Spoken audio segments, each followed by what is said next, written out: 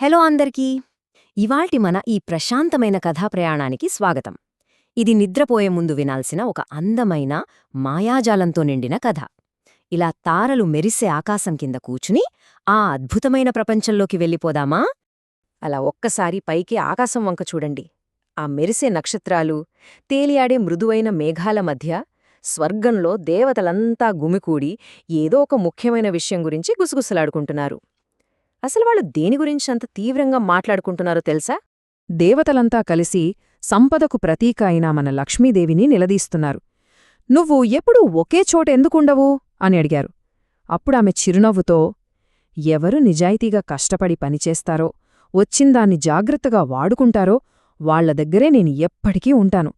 కాని వాళ్లు వింతగా ప్రవర్తించి శ్రమించడం మానేస్తే మాత్రం నేను అక్కడ్నుంచి వెళ్ళిపోతాను అని చెప్పింది. సరే, ఇప్పుడు నెమ్మదిగా ఆకాశం నుంచి కింద మన భూమి మీదకు వద్దాం. ఈ పల్లెటూరి వాతావరణం ఎంత ప్రశాంతంగా ఉందో కదా! ఆ రంగులు చూడండి, ఎంత స్వచ్ఛంగా, ప్రకాశవంతంగా ఉన్నాయో. ఇక్కడే రాము, రాణి ఉంటారు. వాళ్లు కష్టపడి పనిచేసే రైతులు. వాళ్ల దగ్గర పెద్దగా డబ్బు లేకపోయినా ఉన్నదాంట్లోనే హాయిగా తింటూ సంతోషంగా జీవిస్తున్నారు. కాని వాళ్ల జీవితంలో ఒక పెద్ద మలుపు.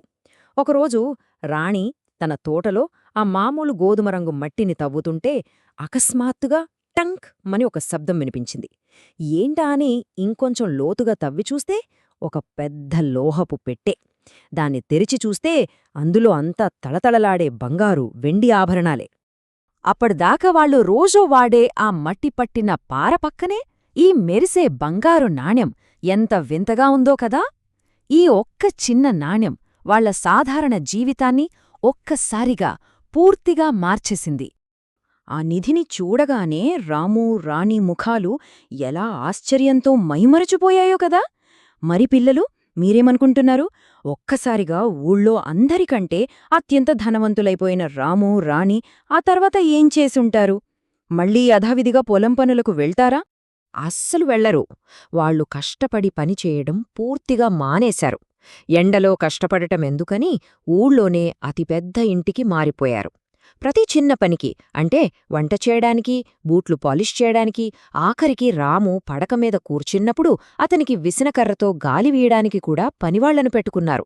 రోజంతా అలా కూర్చుని కబుళ్లు చెప్పుకోవడమే వాళ్ల పనైపోయింది. ఆ తర్వాత ఊరి జీవితం బోరుకొట్టి పట్నానికి చేరారు. ఒక్కసారి పట్నంలోకి రాగానే ఆ రంగులెలా మారిపోయాయో గమనించారా? అంతా బూడిద రంగులో నిస్తేజంగా మారిపోయింది. పల్లె వదిలి పట్నం చేరారు. బద్ధకంతో బతుకు మార్చారు. మంచి మనసును మర్చిపోయారు. సంతోషాన్ని దూరం చేశారు. డబ్బుతో ఏదైనా కొనవచ్చనుకున్నారు. కాని తోటి మనుషుల పట్ల దయగా ఉండటం మర్చిపోయారు. వాళ్ల జీవితం ఎలా తయారైందంటే, పట్టుబట్టలెన్నో తెచ్చారో, రాత్రంతా పార్టీలు చేశారు. కాని ఏముంది? ఆ బంగారు కొండ కాస్త ఇట్టే కరిగిపోయింది. అవును, వాళ్లు కష్టపడటం మానేశారు కాబట్టి ఉన్న డబ్బంతా అయిపోయింది. పోనీ ఆగుతారా? తిరిగి కట్టలేని అప్పులు చేయడం కూడా మొదలుపెట్టారు. ఆ ఖాళీ పుస్తకాన్ని చూస్తూ రామ ఎంత బాధపడుతున్నాడో కదా! అప్పుడు వాళ్లకర్థమైంది, లక్ష్మీదేవి ఎందుకు వెళ్ళిపోయింది. ఎందుకంటే వాళ్లు కష్టపడటం మర్చిపోయారు. ఇతరులతో దయగా ఉండటం మర్చిపోయారు. ఆ నిజాన్ని రాము చాలా భారమైన మనసుతో తెలుసుకున్నాడు. ఈ క్షణంలో రాణికి ఒక విషయం గుర్తొచ్చింది. పొలంలో పనిచేసినప్పుడు కండరాలు నొప్పులు పుట్టినా రాత్రి పడుకోగానే ఎంత ప్రశాంతమైన నిద్రపట్టేదో కదా అని. కాని ఈ పట్నంలో డబ్బున్నా సరే, రేపే పట్టుచీర కట్టుకోవాలి, ఈ డబ్బుని ఎలా కాపాడుకోవాలి అని ఆందోళనలతో రాత్రంతా నిద్రపట్టకుండా గడిపిన రోజులు ఆమెకు గుర్తొచ్చాయి. ఇప్పుడు ఒక్క క్షణమాగి మనం కూడా ఆలోచిద్దాం. నిజమైన ఆనందం ఎక్కడ ఉంటుంది? పనులు చేయకుండా కూర్చొని అనుభవించే ఆ చల్లటి బంగారు రాశుల్లోనా, లేదా కష్టపడి పనిచేస్తూ జీవించే ప్రశాంతమైన, సంతోషకరమైన ఇంట్లోనా? రాము, రాణి పడిన కష్టాలు చూశాక ఈ ప్రశ్నకు జవాబు మీకే తెలుస్తుంది. అప్పుడు రాము తన భార్యను ఆప్యాయంగా దగ్గరికి తీసుకుని ఒక మాటన్నాడు. మన దగ్గర ఉన్నదానితోనే మనం సంతోషంగా ఉండటానికి ప్రయత్నిద్దాం అని. ఇది నిజంగా మనసుని హత్తుకునే క్షణం కదా! మళ్లీ తమ పాత పల్లెటూరికి, ఆ నిజాయితీతో కూడిన సాధారణ జీవితానికే వెళ్ళిపోవాలని వాళ్లు నిర్ణయించుకున్నారు. ఆహా! మళ్ళీ మన పల్లెటూరి ప్రకాశవంతమైన రంగులు తిరిగొచ్చాయి చూడండి. వాళ్ళు తమ పాత ఇంటికి వెళ్ళిపోయారు.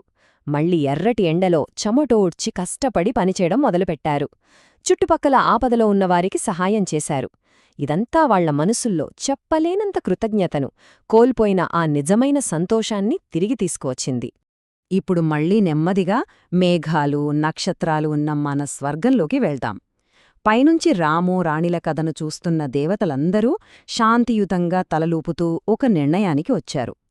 మంచి మనసు, కష్టపడే తత్వం ఉన్నచోటే సంపద ఎప్పటికీ నిలిచుంటుందని లక్ష్మీదేవి చెప్పిన మాటలు అక్షరాలా నిజమని వాళ్లందరికీ అర్థమైపోయింది. ఈ అందమైన కథను ముగించే ముందు మీకోసం ఒక చిన్న ప్రశ్న. ఒకవేళ ఈ రాత్రి లక్ష్మీదేవి మన ఇంటికి వస్తే ఆమెకు ఇక్కడ నిజాయితీతో కూడిన పని మరియు ప్రశాంతమైన కృతజ్ఞతాభావం కనిపిస్తాయా?